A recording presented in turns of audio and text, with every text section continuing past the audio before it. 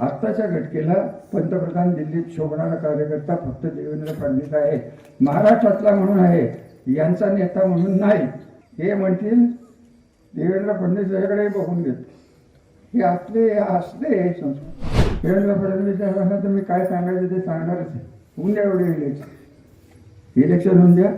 त्यांना मी स्पष्ट सांगणार आहे की साहेब, तुमच्याबद्दल आदर आहे, तुमच्या न्यायबुद्धीवर विश्वास आहे, तुमच्या विजनवर विश्वास आहे, परंतु तुम्ही सातारा जिल्ह्यात जी माणसं हाताशी धरली आहेत हे तुम्हाला बदनामीशिवाय काही करणार नाही.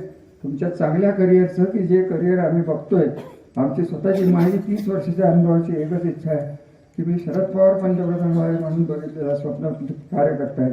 माझंही म्हणणं आहे की महाराष्ट्रातला आत्ताच्या घटकेला पंतप्रधान दिल्लीत शोभणारा कार्यकर्ता फक्त देवेंद्र फडणवीस आहे, महाराष्ट्रातला म्हणून आहे, यांचा नेता म्हणून नाही. हे म्हणतील देवेंद्र फडणवीस याकडे बघून घेत. हे असले संस्कृत.